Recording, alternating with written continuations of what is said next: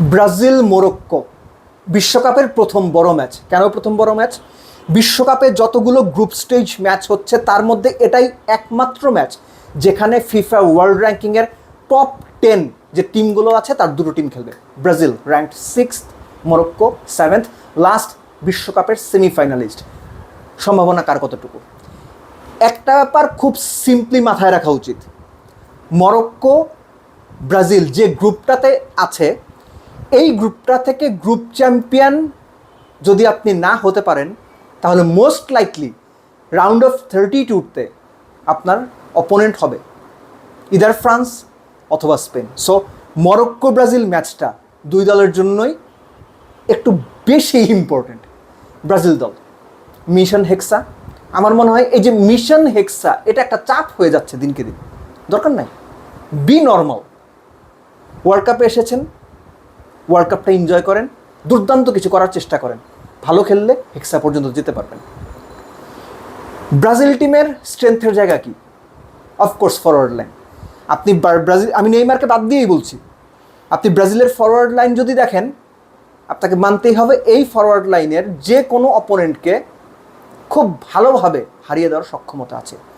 Vini, রাফা, কোনা, এনরিক্স কিংবা Martinelli, আমি নেইমারকে সরিয়েই বলছি, সব মিলে, এমনকি ক্যাসেমিরো, পাকেতা কিংবা ধরেন ব্রুনো গুমেরেস, তাদের যে মিডফিল্ডটা, দে আর ইকুয়ালি কেপেবল।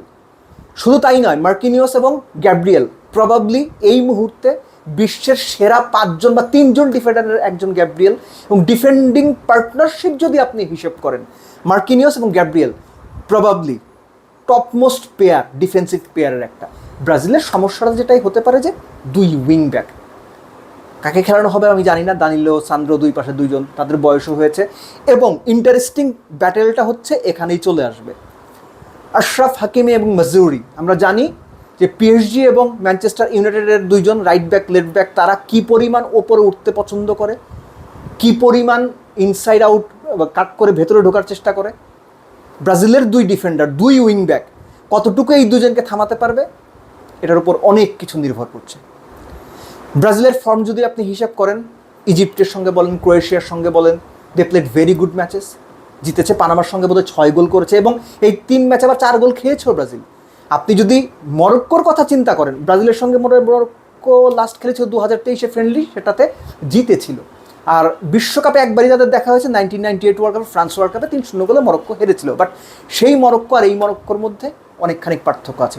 মরক্কোর যে দুর্বলতার জায়গাটা এই মুহূর্তে মনে হচ্ছে যে তাদের যে ডিফেন্ডার, টপ ডিফেন্ডার নায়েফ আগোর্দ, তিনি ইনজুর্ড, বিশ্বকাপ খেলতে পারবেন না। এটা একটা বড় সেটব্যাক। ইন্টারসেপ্ট করা, এরিয়াল অ্যাবিলিটি, ডুয়েল ওম, এই জায়গাগুলোতে লাস্ট বিশ্বকাপে হি ওয়াজ অ্যাবসলিউটলি ফ্যান্টাস্টিক। রিসেন্ট টাইমের ফর্মও তার ভালো ছিল। আরেকজন হচ্ছে আপনার এজাজুলি, রাইট উইঙ্গার, উনি রিয়াল বেতিসে খেলেন, সিজনে বোধহয় 10টা বোধহয় গোল করেছেন, 7টা অ্যাসিস্ট, খুব ভালো ফর্মে ছিলেন। লাস্ট ম্যাচটাতে যেটা নরওয়ের সঙ্গে প্রস্তুতি ম্যাচ খেললো মরক্কো, সেখানে হাঁটুতে চোট পেয়েছেন এবং তার ফলে তার বেশ কিছু সপ্তাহ লাগবে সেরে উঠতে। এর পাশাপাশি মরক্কো আসলে সব কিছু মিলে আমার মনে হয়েছে যে বেস্ট কম্প্যাক্ট একটা টিম। ব্রাহিম ডিয়াস কিংবা ধরেন যে অন্যান্য প্লেয়ার যারা আছেন তাদের বড় ম্যাচ খেলার এক্সপিরিয়েন্সটা রয়েছে। সো এই ব্যাটেলটা আমার মনে হয় যে খুব ইন্টারেস্টিং এবং ট্যাকটিক্যাল ব্যাটেলের জায়গা থেকে দারুণ কিছু হতে যাচ্ছে, ম্যাচটা উপভোগ্য হতে পারছে। এখন সম্ভাব্য প্রেডিকশন কি বলে, বিভিন্ন জায়গার যে প্রেডিক্টর বা স্কোর প্রেডিক্টরগুলো দেখলাম তাতে ব্রাজিলের সম্ভাবনাই বেশিরভাগই বলছেন ব্রাজিল 2-1 গোলে জিতবে। সো আমার ওই লাইকিংস বা বেটের জায়গাটাও ব্রাজিলেরই দিকে।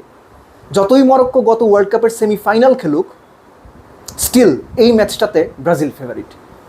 স্কোর লাইন সেটা 2-1 হবে, 2-0 হবে, 1-0 হবে, আই ডোন্ট নো, কিন্তু ম্যাচটা জেতার জন্য ব্রাজিল ফেভারিট হিসেবে মাঠে নামবে বলে আমার বিশ্বাস। But still Morocco, the Atlas Lions, they have a very good chance. এবং একটা ব্যাপার যেটা আমি একদম শুরুর দিকে বলছিলাম, যে দল এই গ্রুপের রানার্স আপ হবে তাদের প্রবাবলি ফ্রান্স কিংবা স্পেনের মোকাবেলা করতে হবে পরের রাউন্ডে বা নকআউট রাউন্ডের শুরুতেই। আর এই গ্রুপের যে বাকি দুই দল আছে, হাইতি এবং স্কটল্যান্ড, সো ওই হিসাবে আপনি ধরেই নিতে পারেন মরক্কো এবং ব্রাজিল দুই দলই স্কটল্যান্ড এবং হাইতিকে হারাবে।